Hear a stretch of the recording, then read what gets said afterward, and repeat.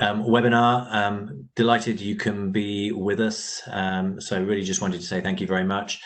By way of a very quick introduction, my name's Jonathan Wyatt. I am global leader of Protivity's digital practice, so helping organizations take advantage of new emerging technology to transform their businesses. So that's my role. I'm very much here in a moderator role today, so thank you very much to our team in the Middle East for setting this up. And I also wanted to thank our panelists, and I'll do a very quick introduction to all of those shortly. Just background a little bit today. So we're really going to have a look at the impact that COVID-19 has had on businesses. Everybody is going through some transformation and change at the moment, and specifically to think about technology, innovation, and some of the implications that that's going to have on the revenue cycle and on the broader business elements of some of the healthcare providers that we have represented today. So we've got some great speakers lined up for you, and I'll spend a little bit of time introducing each of them, but I really did want to just thank all of them for their time.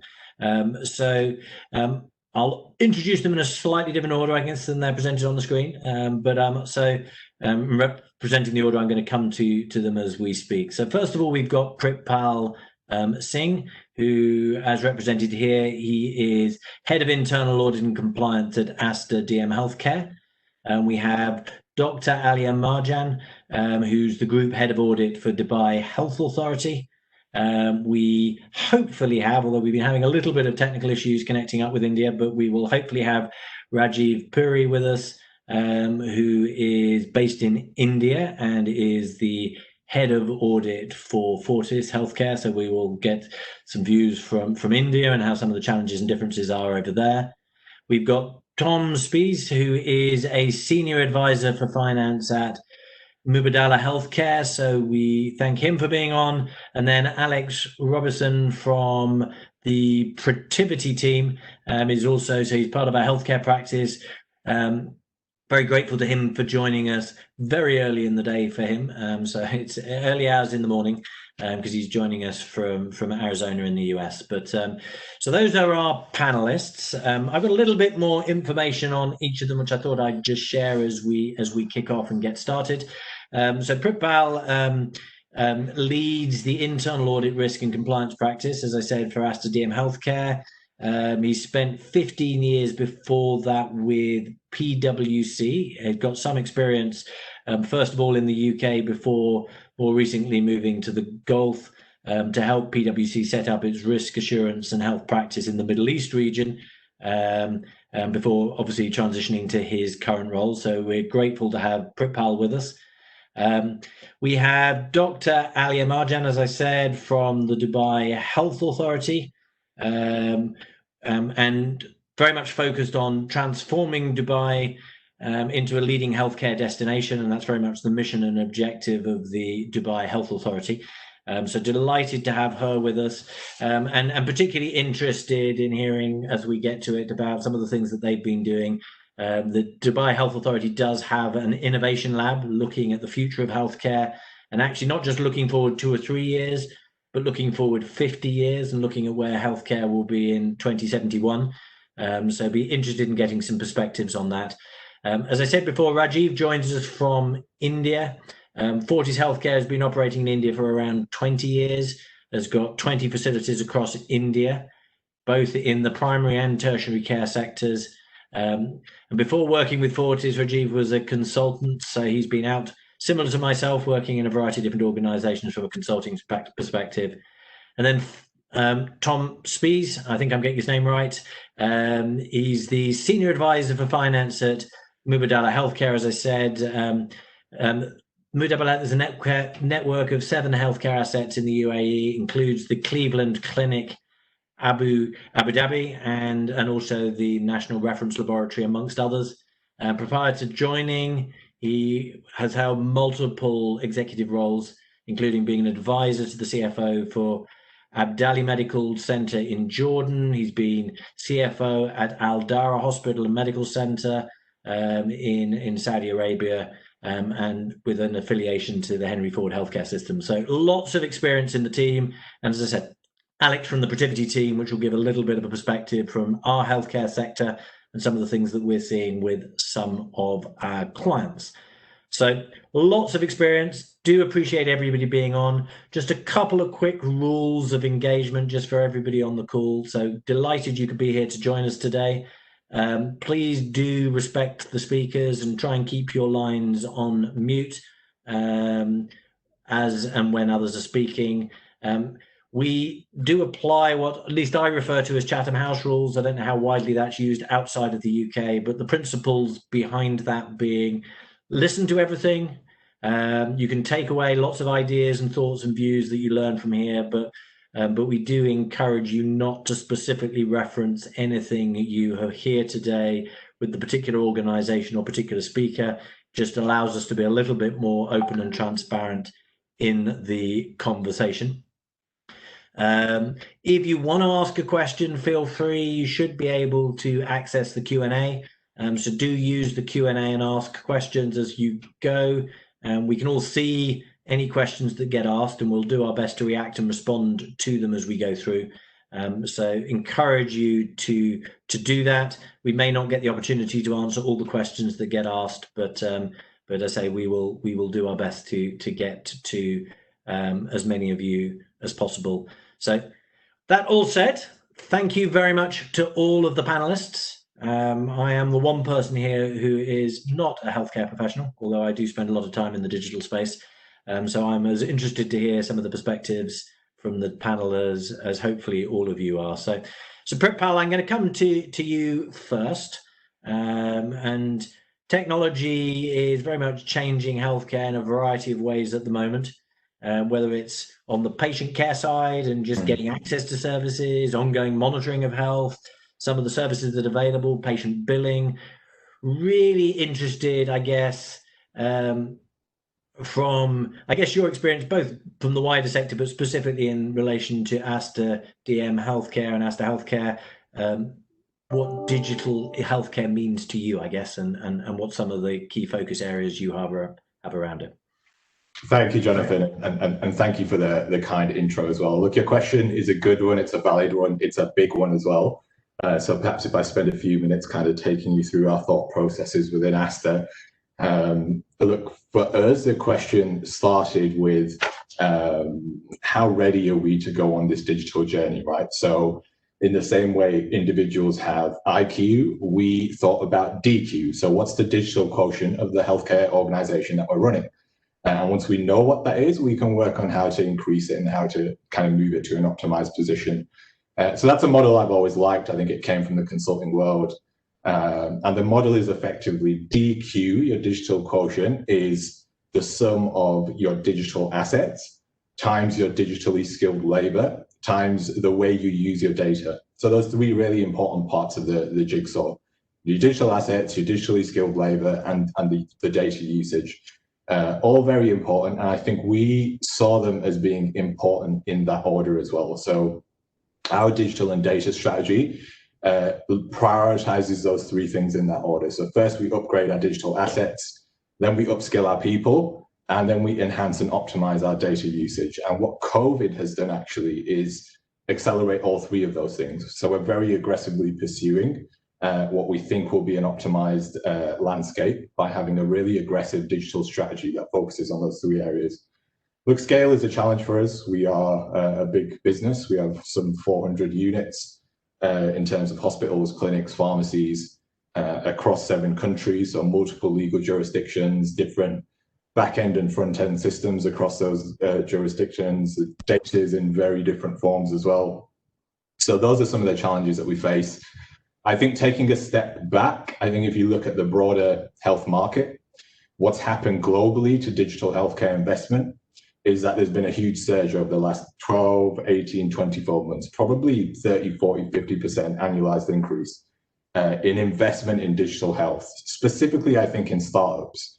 And if you look at those startups, they're not coming from the kind of traditional healthcare IT space. So it's not health information systems, it's not healthcare ERP systems or electronic medical records. They're actually coming from newer technologies. And the reason I think that's important, because that's something that we focused on. I think if a healthcare provider wishes to go on a digital journey, they have to be mindful that this isn't something that can just sit with a company's IT function, right? Executing digital strategy is not the typical work of an IT team. They're there to manage the health information system, the ERPs, and so on. So we really have to think about what's the true nature of digital health, right? It's not software, hardware implementation. It's about kind of broader things like cognitive psychology, bringing behavioral health economics into the way we do our business, engaging with patients in a continuous way, using the best of AI, deep learning, leveraging big data, all those really important things. And those aren't things that you can ask your IT staff to deliver on top of their kind of day job. So the model that we chose is to have an open innovation model.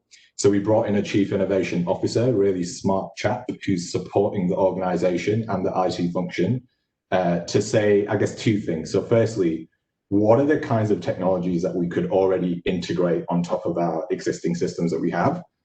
And secondly, taking that point about actually most of the innovations are coming from startups. So how do you create a data model where each patient's de-identified data is made available and can help accelerate those startups and be plugged into those startups? So we haven't built a large digital team. We have a small digital team, but we are leveraging startups to give us the benefits that we want from digital healthcare. So I know Dr. Alia will be talking about the innovation labs within DHA. We've also started a similar program on a smaller scale, though, called X Health Innovation Labs. So this is a partnership with venture capital. It's a digital health startup acceleration program. And a couple of times a year, we go through this process of selecting DigiHealth startups for participation. Once we choose them, we make an equity investment in them. And then we provide mentorship, access to our business, all to create this kind of meaningful digital solutions in healthcare and within Aster specifically. So look, the two exam questions for us are, how can we maximize the impact that we're having on the patient journey and improve the quality of care? And secondly, how can we then utilize digital health to give us the growth to invest further? And I think the kind of leveraging startups specifically is something that's creating a real buzz for us around the company. Yeah, no, and exciting, and I'm imagining, from what you described, most of the startups are on the sort of the actual patient care side of the spectrum versus the revenue. So we sort of try and given a bit of the focus today and turn attention perhaps to the revenue cycle specifically and technology that you might have been looking to embrace, intelligent automation, some of these technologies on the revenue cycle. Are there certain things that the business is actively doing to drive innovation? Yeah, very much so. So we've got a RCM. We have a separate strategy for that. That strategy has 4 pillars, and automation is one of those pillars of the strategy, actually. I think if you look at the healthcare industry more broadly, I think if you look at the continuum of how we've operated, from patient engagement to clinical care delivery to financial reconciliation, we are an industry that's relied on a lot of labor. Right, so we've got a lot of people doing a lot of activities for a lot of other people, and increasingly over the past decade, of course, has been the move to adopting health information systems, electronic medical records on the provider side, and then on the payer side, the insurance companies are adopting more sophisticated tools for claims adjudication, for example, and you're seeing an increase in the process layer from technology within the kind of revenue cycle. It's really important for us because we're seeing some macro trends that are affecting us in the RCM space. I think every provider is seeing a downward pressure on reimbursement, for example. For us, provider consolidation is a thing. We are a group that's acquired a number of smaller provider groups, and consolidating the systems together makes it complex for us. We've had the implementation of DRG as well in the region, which has been coming for a while, and all of those things contribute to RCM becoming a little bit more complicated. I think for RCM at Aster, currently we're looking at evolution rather than revolution. And I think the evolution comes in 2 phases. So if you look at the traditional tasks in revenue cycle, so eligibility, claims management, denials, we think those traditional jobs will continue, but the evolution is more about achieving a higher level of performance from those jobs. So two things that we're doing. Firstly, we're looking at operating models. So what do we do from an RCM perspective? What do we do in country? What do we do near shore? What do we do offshore? And within there, putting a kind of a rules-based, data-driven, automated workflow that allows for some kind of automated task routing, be it onshore, offshore. And then the second part is to actually look at automation to reduce the cost to collect. And there are a couple of things in there. So, machine learning that can help look at what authorization is needed and help you obtain those authorizations using, leveraging the data that you already have from denial activity. And then also looking at tools for kind of claim status. So allowing us to return better data to the payers, helping us automate some of the correcting of the claim if there's an error, and resubmit the claim for payment. So for us, the jobs will continue in the short term, but the level of efficiency and effectiveness will be much higher. I think the revolution happens over a longer period of time. I think you're probably looking at 5 years plus, and then hopefully we will see the kind of exponential impact of RPA, machine learning, kind of all the emerging cognitive technologies that will fundamentally allow us to collect much more, much faster, and with significantly more predictability, which I think is the important point. I think that predictability aids us then in our strategic decision making. So that's broadly how we're seeing this. And just wrapping up on this, so your concept of, I guess, the evolution is embracing some of these tools and technologies, but in a targeted way to deal with particular pain points, as opposed to this being more of an end-to-end view of the processes and how can we go through a complete customer journey map and reinvent the revenue cycle processes, which is what you're describing, I guess, as the more revolution. I guess is that fair? That's exactly right. Yeah. Okay, no, that's great. And I may well come back to you. So Dr. Alia, so turning to you in a second. Thanks very much. So obviously you come from a slightly different perspective to a certain extent, with both with also with a bit of a regulatory view. But I guess what have we learned from the last few months as we've navigated through the crisis? About, I guess, what the new normal, what the next normal, what today's normal might be, if we even know what the next normal will be. But I guess, what have you learned through the process, I guess, and what are some of the ways you've adapted? Thank you, Jonathan. Actually, the rapid development in the emerging COVID-19 pandemic have introduced a radical shift in the business practice and how the government can function and offer services. Actually, in response to COVID-19 in DHA, DHA was ready prior the pandemic in reaching Dubai. On 17th of December 2019, DHA had launched a telemedicine smart services titled Doctor for Every Citizen, which allow Emiratis to access to medical services anytime, anywhere.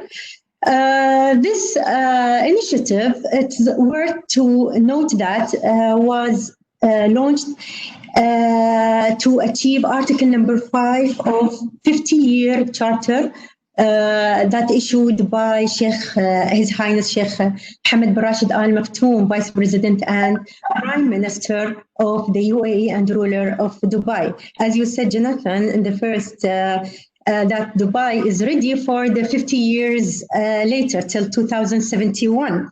So the charter is made the government ready for the 50,000 later to keep the prosperity and to guide people of Dubai toward the more prosperity and happiness. 1 month later, on 29th of January 2020, Dubai had recorded the first COVID-19 case. So consequently, this initiative has been expanded to cover all residents of Dubai. The telehealth consultation is available to cover initial diagnosis, and doctor can provide e-prescriptions and for certain conditions, of course, and also they can request for lab tests. The first phase included the common health issues and conditions. The second phase will be actually DHA is looking to introduce the Internet of Things, to link with international entities so we can access to more specialties and to more doctors worldwide. Then this initiative was combined with another pharmacy initiative which called Dawa'i. Dawa'i means my medicine in Arabic. It's an Arabic word. So Dawa'i service aims to deliver medication to the homes of elders and people of determination, as those people are the most people that are at risk of catching COVID-19 virus. So we have to ensure that they are not leaving their houses and they are safe and healthy at their homes. We have another initiative actually launched in Dubai Health Authority, which is deployed robots that using artificial intelligence and ultraviolet powered sterilizations. They are sterilizing and scanning all rooms and corridors in the hospitals efficiently, and this the use of robots aims to reduce or prevent the spread of infectious diseases. Actually, this disinfection process is efficient and less time consuming. No, very exciting. See some of this new technology. It's a bit of an echo, so I'll go straight. One of the things we talked a bit about when we spoke previously was around some specific activities around patient appointments and reducing no-shows and waiting times around patient appointments. So delighted if you could share some thoughts around that as well. Yes. In order to reduce the waiting time and no-show cases, actually DHA has introduced several initiatives using technology and innovative ideas. I would like to mention two of them. The first one is the robot pharmacist that serve patients in DHA hospitals. These robots was actually launched on January 2017 as a smart pharmacy which is the first kind of smart pharmacy in the Middle East at that time for dispensing and prescribing medication. Each robot can stores up to 35,000 medicine and dispense around 12 prescriptions in less than 1 minute. In result, that helped in reducing the waiting time from 20 minutes to 2 minutes. Another initiatives is smart home care technologies that would allow the home care teams to contact the doctors and physicians via smart applications and devices for instant consultations and treat patients from the comfort of their homes. These smart devices also includes wireless devices that are directly linked to the electronic health record system in DHA, ensuring that the patient's records are updated in the real time. Also, we have devices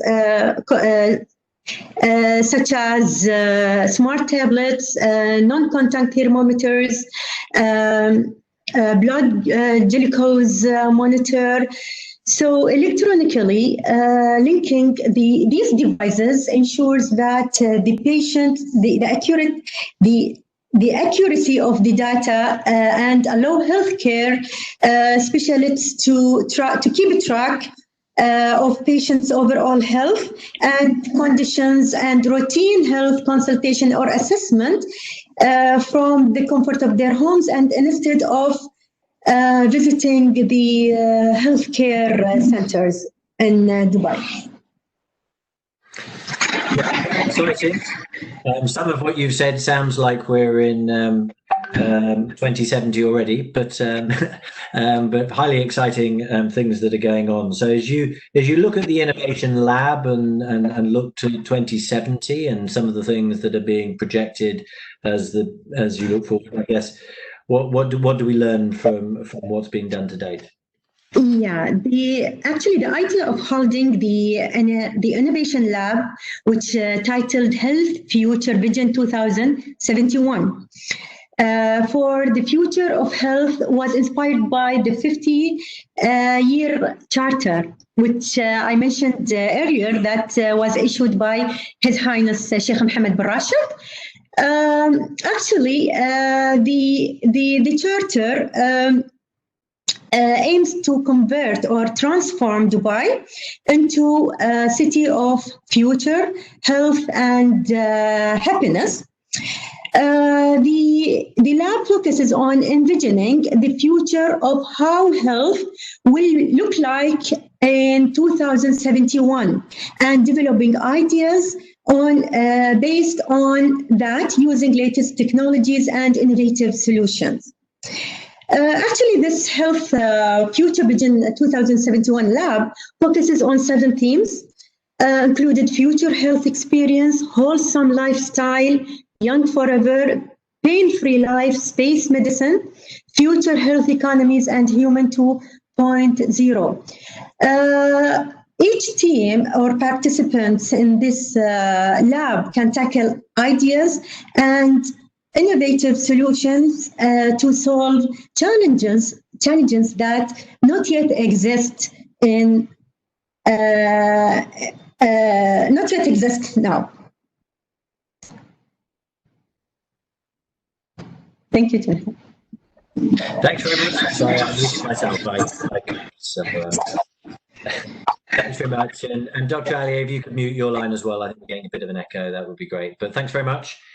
So I'm going to change the order slightly here, Tom, and come to you next. And then we'll go to Rajiv if we manage to get him. But just I thought I'd come to you, just given we've been having some difficulty getting this through.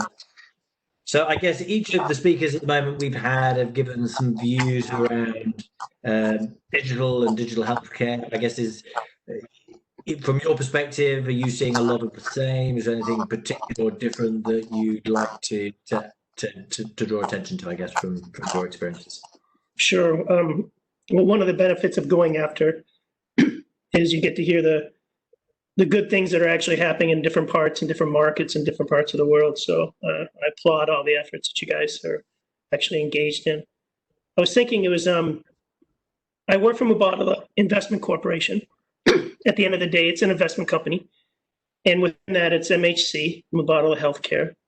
And Mubadala Investment Company does investments clearly across all the different types of financial modeling or vehicles of joint ventures, acquisitions, mergers, private equity, venture capital, things of that nature. But it also has within MHC, besides its investment arm, it delivers the continuity of care throughout Abu Dhabi. And I think there's a few things that I was listening to that I would probably add on to besides what was actually disclosed. And related to the processes within Mubadala or even in Abu Dhabi, and I think in the Middle East in general, is how do we basically automate those processes? And I agree. And there's 2 areas that I think within the digital that were kind of mentioned would be in the States, we have a thing called the claim scrubber. And what this thing does is it basically takes claims, reviews them up through artificial intelligence, basically sits and has rules, and you can process them and have clean claims. I think that is going to be something that to be able to invest in to automate, reduce workflow time, and also the staffing and the costs that go with it. The other area that I thought that people touched on were no-shows, and no-shows are fairly a big deal, at least in Abu Dhabi. And one of the things that I think will happen over time is how do we have an intervention to keep that from happening? And I think there's going to be different investments for that, when it's going to be social media, ways of doing it, certain applications that need to be developed to do reminders, to do follow-up, to be able to schedule easier, to basically have access to care easier. We're looking more a lot of like an SMS, WhatsApp. We do direct calls. That's helpful. But again, that's a much more costly way to do it. So to be able to do it better, faster, cheaper, we need to be able to invest and to do those kind of things. The other thing that was mentioned was COVID. And besides it being just a terrible thing that happened, it did uncover quite a few things that we as an organization, and I have a feeling it probably applies elsewhere, of a lot of the gaps in integration of care. So what we found out is if we wanted to send a patient who was in a crisis and we ran out of a bed, how do we get him to the next asset, the next location or provider in a timely way, in a safe way? And one of those things that we found out is how do we integrate those systems and that clinical care and that information to do that? And that is one of the areas that we're working on, is how can we do that over time? Right? At the end of the day, it's about the patient who needs the care, and to be able to process that efficiently is a real key thing. We also found out is how do we respond quickly to things and trauma. Hospitals and healthcare are great at crises, right? They're trained for trauma, they're trained for immediate surgery. But when it comes to a population issue or something like this, how do we actually respond quicker and more effectively? And I think that's going to be a lot of data. And that's where we partner a lot with Department of Health. So we work with them not only in process, but how do we collect the data? How do we share that data? How do we report that data? And that's critical for the government to be able to make intelligent decisions on policy, on how they're going to do testing and how they're going to follow that kind of stuff. So that was one of the key things that we also learned about. Behind that, besides the patient side, is one of the things that we've tried to uncover is how do you reimburse for this? How do you actually get paid for this type of service? Because this is a new normal, if you will. So telehealth became a much larger focus, I think, for everyone around the world. And for us, it was also, we were lucky that we had actually IT and the infrastructure to have it happen, right? We were in a good position to be able to offer that to the patients and even patients outside of our network. But again, how do we map that back to being able to use that data and be able to get reimbursed for it? That was a key thing. So those are like the key things that I saw, that just to add on to what other people are saying from a transformation standpoint and a digital area. Now, for me, what's going on specifically, I think that I would like to add to this conversation is how do we use digital or data or information from multiple disparate systems that don't talk and use them for payer contracting and pricing, right? So one of the key things that we are trying to figure out, because everyone's suffering from price pressures, cost pressures definitely, but even price pressures, some volume pressures, especially with COVID, we're realizing. So how do we, or I'm trying to, with our group, create a way to come up with better pricing, more accurate pricing that can reflect different areas and scenarios besides seasonal stuff, but also to be able to come up and use data for developing new contracting schemes, that where we move from an antagonistic relationship with payers to more of a collaborative approach with payers. Because right now it's kind of a win-lose negotiation between the two parties. I think what's going to happen, and what I like about the fact in the UAE and probably Dubai, is there is a close relationship with the government, and there is a close relationship on how you can actually influence policy even more so than you can in the States. So if we can work with Department of Health and public health and come up with contracting schemes that are win-wins, I think it benefits both sides.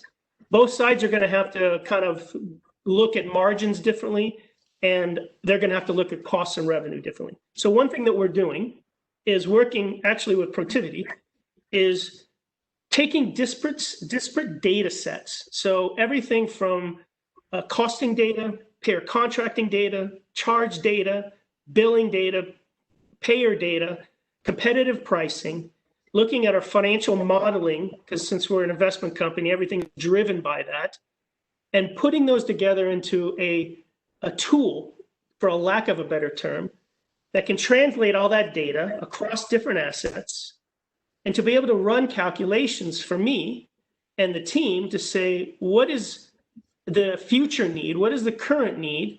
What are our margins and what is the type of pricing? And then how do we group those things together in collaboration with payers and the Department of Health to come up with contracting schemes that we can not only meet the patient's needs, but we can also be, since we are Mubadala, we have a duty, an obligation to improve the healthcare of Abu Dhabi, right? So it's not we have an obligation to make that happen. And one way to make that happen is on the financial side, to allow for not only financial access on insurance contracting, but also pricing for people who are self-pay. So that's kind of what I would probably say is a little bit different that I'd add of where I think the digital part is key. No, and it's certainly exciting work to be involved in, and very much appreciate the opportunity to do that and to try and do something a little bit different, and really to try. And we were talking a little bit before about some of the challenges of even working out where you've got your pricing wrong and building sort of the predictive models that sort of draw on large volumes of data and determine what pricing probably should be, and therefore raising questions where perhaps the pricing models don't equate, don't align, and raising some interesting challenges and issues. So certainly exciting stuff. So Rajiv, I notice you. I think we've got you. So we'll take advantage of the moment that you're on, and so hopefully you can hear and have been able to at least follow along with some of the conversation that we've had to date, and so Rajiv brings a slightly different perspective coming from India. I think one of the most significant differences certainly we were picking up on in the Gulf and particularly in the UAE was very much focused on insurance-led primarily, whereas in India it's predominantly cash-led and cash-based, which I'm sure brings some differences and challenges. But I guess what do you see as being some of the key challenges in India, I guess specifically for Fortis, but more widely around when it comes to some of the revenue management challenges, given that perspective?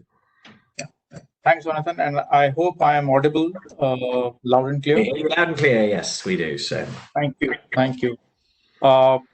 So thanks for giving this opportunity to be part of this webinar.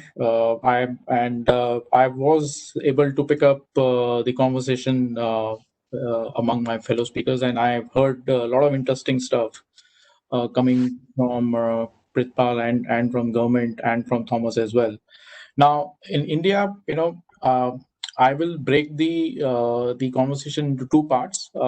One is at a transaction level as to looking at the theme, the revenue cycle management, what are the challenges and the initiatives being done, and I think that will hold true from what I have heard from my fellow speakers, will hold true to India as well in terms of the automation and the digital augmentation which is being done. I think more importantly, at a slightly meta level, at the industry, the various stakeholders, there is a pragmatic shift which is happening, and I will try to touch upon those pieces and how it impacts the entire revenue management and the whole function in terms of the healthcare provider. So if I look at the key stakeholders, I will start with government.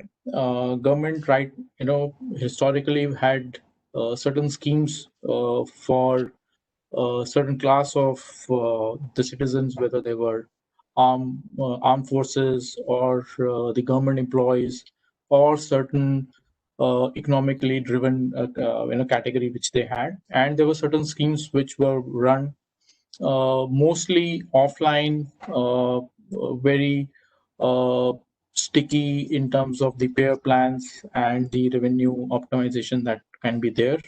But they had large volumes being offered, and hence most of the providers were either bound or were engaged with these plans.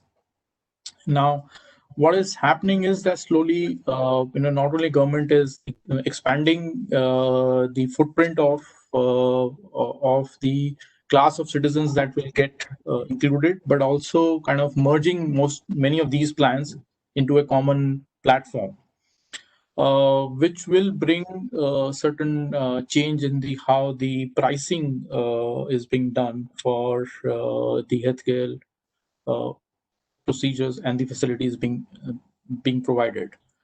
On the consumer side, you mentioned that it is mostly cash led. That is changing more and more. As the economy grows, as the country gets more mature, the importance of insurance, is realized by the citizens, and slowly the movement from cash to insurance-led business is happening in India. If one was to look at a slightly larger times span of maybe 10 to 20 years, you will see the percentage of the insurance business maybe increasing. I don't have data, but I'm sure it will be more than 100% increase in the the share of business from a insurance which has moved from cash. It's not from the other categories. There's a cash being converted into insurance-led business. So that is also bringing its own challenges. On the technology side, government is, as I was discussing with you the other day, the government has, as recently as on August 15th, which was our Independence Day, they launched a digital health ID scheme, where once it gets implemented across the country, every citizen will have a digital health ID, and they will the citizen will own the health data on their own. The insurance companies, the healthcare providers, and the other stakeholders will have a limited access, and and that permission will be given by the owner of the data, which will be a common man like you and me, and they will be able to access the data only after being granted the permission. So that's going to change the whole. To me, that is a paradigm shift in which the way it's going to the whole engagement is going to happen with the users, with the consumers of the hospitals and the rest of the stakeholders. The other thing which is happening is the overlay of all the other technologies which is coming up. I heard Prithal talking about the startups coming in. Now, what's happening is that there is, on the base layer core application, stack that most of the healthcare providers which is the backend, your entire financial recording and accounting applications, and your core front end application, which is the hospital information system. On these two basic stacked applications, there are multiple other stacks being built in, or there is a engagement which is being planned with them, and that interplay is also going to have a huge impact. It has started to happen. As simple as today you have a OPD appointment app built by the providers themselves, which talk to your HIS to have the doctor appointment schedule, and being able to engage with the customer to say, okay, when is the appointment schedule available? As simple as this, to say, tomorrow if I have a certain diagnostic test being done through a third party provider, how that interplay and interlock with my HIS from a revenue capture standpoint, because most of these challenges are going to come in the charge capture. How this interlay is going to happen to actually provide for charge capture. So these integration of multiple applications, these new relationships being built with the medtech companies, the regulatory and the programs being launched by the government. India also is going to have soon going to have it Data Privacy Act also implemented. It's built on the lines of GDPR, but slightly customized to the Indian requirements. Once that comes in, and in that health data has been given the highest classification in terms of the security and the privacy that needs to be maintained. So all these things going to have a huge impact on how my entire revenue cycle and the current processes, programs, workflows, controls that I have will have to be completely refreshed and redesigned and remodeled to have all these additional layers of initiatives and actions being taken across the ecosystem. So that is at a meta level. At a the whole revenue cycle management level, which is the pain hasn't gone away. It's not going to, if these broad and big time initiatives is going to ease the pain, which is very nuts and bolts that continue to be there. As simple as having optimal service offering configuration there in the in your HIS. For a large network having multiple point of service points, how you have a multitude of rates for the same service depending on the category and the class of the hospital and where it's located, what kind of demographic profile that it engages with. You also have multitude of pair contracts and the kind of configuration that you have there. So you can have a same insurance company having multiple rates for your different hospitals given the class and the category of the hospital that you have, small, big, otherwise. Third is, and I heard, I think Prithpal talking about, a lot of our revenue generating activities are still manual. Even if you have an EMR, there are still bedside procedures, there are still other activities which happens, which are manual, and they need to have a manual intervention for the right kind of charge to be captured, right quantity and the right value. So all of these elements, and I'm not going into the bill submission, collection, and the whole denial management, deductions and the denials which happens. That's another story in its own. So all of these elements still are a challenge, have operational challenge on ground, and there is significant amount of automation required to be done there as well. It's a journey. It cannot be, I will do one after another. So I think what's going to happen next couple of years is both of these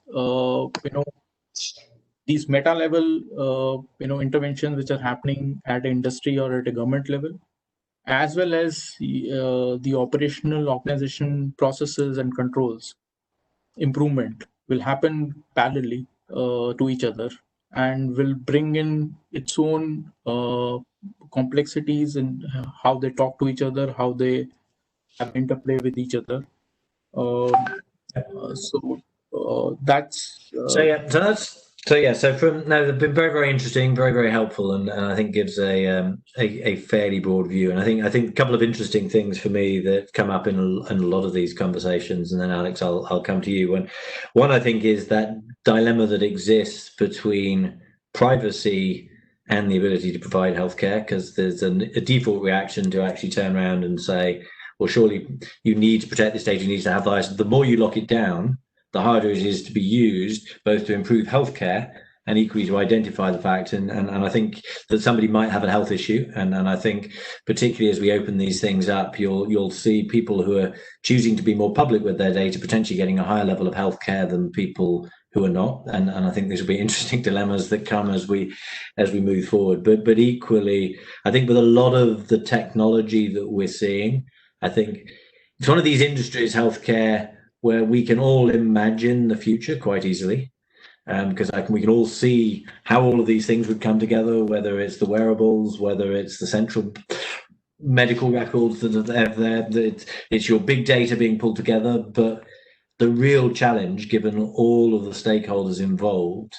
is how do we get there? And I think that's and how do we get through that and deal with everybody's individual agendas, some of the concerns around privacy and how data would be utilized and used, and so there's a lot of challenges that we absolutely need to overcome. There's a few questions, so just as panelists, if you have a quick glance at the Q&A while Alex is just sharing his thoughts, particularly around interface between provider and payer, and any thoughts and ideas anybody might have, and I'll come back to that in a minute. But Alex, we welcome your perspective and views. You're up early, so do want to make sure I give you a chance to speak. So appreciate you joining in from the US and share a few perspectives of yours that you might have around what you've heard, I guess, but equally some of the things that you've been more actively involved in the revenue cycle. Yeah, thanks, Jonathan. I think Tom shared some things that I thought were pretty poignant when you think about like pricing. It's still, as much as we try to change, I think the insurance companies still hold all the cards.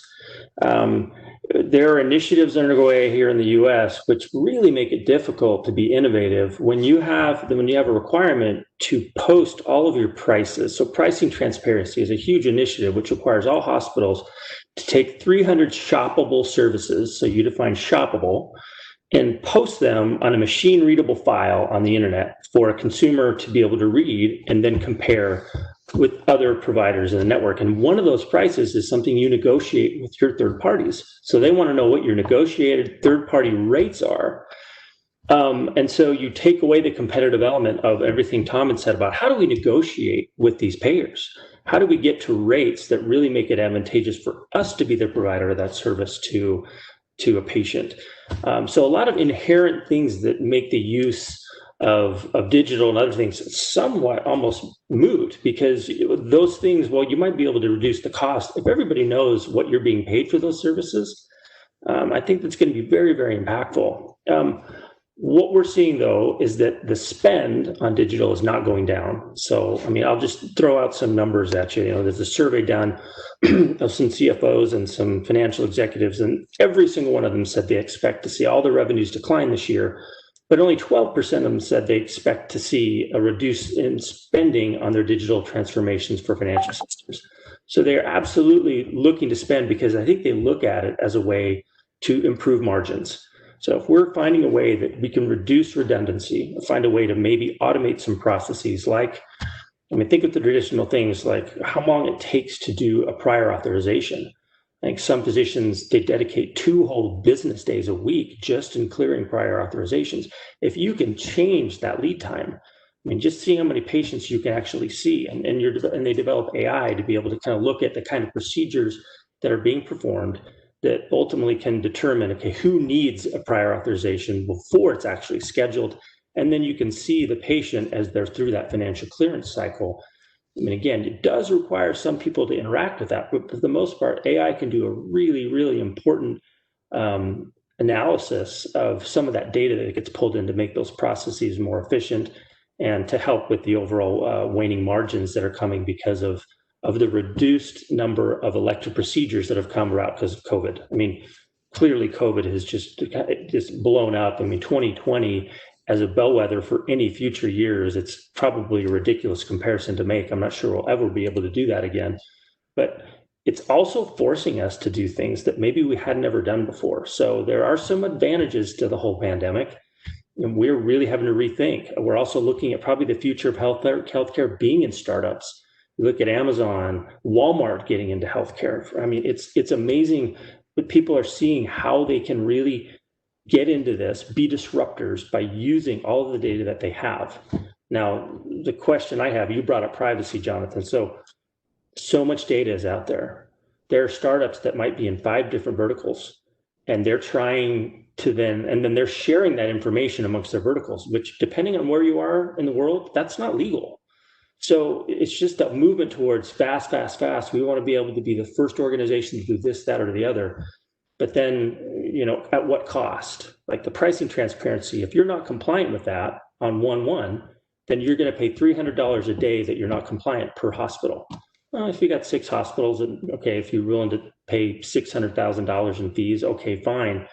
But it's more of the optics. If I'm a consumer and you don't want to post your rates, why would I want to go to you? So there are a lot of things out there that's making this just a really interesting time to be in healthcare, but also can be a little bit frustrating because we want to advance, we want to use digital, we want to use AI and RPA, but sometimes there are some inherent limitations based on the way that the insurance companies still hold the cards.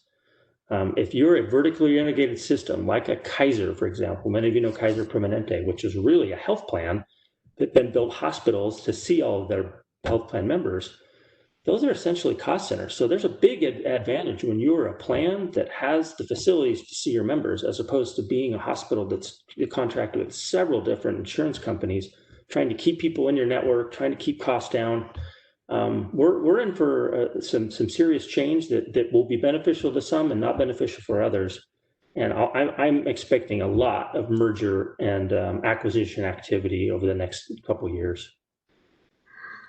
Appreciate that, Alex, and appreciate you taking the time to join early. So I do just want to react to a couple of the questions that come in. I don't know whether any of the panelists particularly want to put their hand up and respond to any of this. The specific questions. So the first one was: are the technology solutions to enable real-time communication and approval of services between provider and payer without human intervention? I guess, has anybody got close to that? Is anybody focusing on certain particular partners, technologies that they've utilized in that space? So I'll throw it out to all of the panel, which is a dangerous thing to do, but I'm just conscious of where we are with time. But anybody particularly want to come back on that? You've all got your lines on mute, so nobody's given me a clue that you're ready to jump in. So I'll pause for a second to see if anybody's got it. So the only ones that I've come across are US based, actually. So I wonder whether Alex or Tom have any experience with these. But there are solutions around real-time eligibility based out of the US that allow medical staff to electronically verify kind of insurance coverage for medical treatment on a real-time basis. So definitely in the US, I know there are cases that it's not something that I believe has made its way over to the Middle East. I can concur with that, but Alex would probably have more current information on if there are any applications in the United States. But in the Middle East, no. Some do insurance eligibility, but authorizations is still labor intensive. Yeah, I will tend to agree to that. It's still pretty much a kind of a manual-driven process where the healthcare provider have a manual intervention with the insurance company for the authorization, and at times it can be a very painful and a lot of can be very painful as well as irritant for the patient and his family to wait for the authorization to come in. So that's point of view. Yeah. I'm familiar with there's a product called MedEvolve, which I know does allow that more kind of real-time financial eligibility process that allows that lead time to be reduced. The question as it relates to reconciliation and collection, from a US perspective, as I'd mentioned, there's still an incentive for an insurance provider to delay the period of time. I mean, to delay your payment. It's all about cash flow. So to make that process easier for you, unless it's during a COVID state where you've got the Health Resources Services Administration, which is paying, so the federal government's paying for those COVID cases, they paid quickly. But a traditional, like a commercial or a Medicare, they're not going to be incentivized to pay you quickly. Yeah, you're absolutely right, Alex. So the technology is there. I mean, I saw, I was at a conference in Saudi actually a number of months ago, sometime last year, where they were showing a test case of using blockchain for payment reconciliation to kind of speed up the settlement time. But you're right, there aren't the incentives for the payer to kind of adopt that kind of technology. So I'm conscious you made my job extremely easy, all of you. So we did have some sort of thoughts about questions, but in each case you managed to answer my questions as you were going through and provide some really insightful thoughts and views for the wider group. And the clear message, I think, the takeaway for me is there's huge amounts going on here. There's a huge amount of innovation happening. Some of this being accelerated, particularly around the telehealth, the automatic health, trying to provide opportunities. So I think some very exciting elements that we have we've heard and picked up on. I think most of these are probably not simplifying the challenges in the revenue cycle, but adding to the complexity in the revenue cycle and some of the challenges in billing and so some really interesting, I think, opportunity and challenge. We touched on privacy a little bit, and this is me perhaps with my broader digital hat on, but I think it is one of those things. There's some very interesting books that I could steer people towards around the AI superpowers and how some of the power around the world might move and change aligned with privacy regulations. So the lighter the privacy regulations, the more opportunity.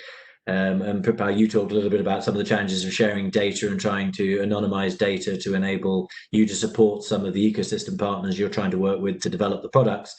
But the countries where data is widely shared, there's low levels of privacy, it's much easier to train the tools, to develop the tools, to engage in some of these tools, and through that to elevate the healthcare to a level that might not be possible in some of the areas such as Europe, where I sit, with GDPR and other rules that are very, very restrictive in terms of what organizations can do, and HIPAA and others in the US. So interesting times. Really do appreciate everybody taking the opportunity. I'm going to pass across to our Middle East team just to share a couple of quick thoughts in closing. So I'll let them wrap up the session today. But thanks very much, everybody, for your support and time. Appreciate it.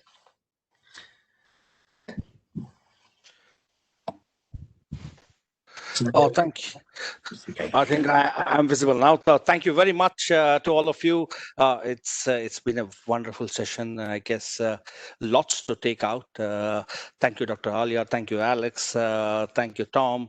Thank you, Rajiv. Prithpal. I think it's been a great pleasure exchanging views on technology, the challenges around insurance, claims management. I think these are some things that we are grappling on an everyday basis.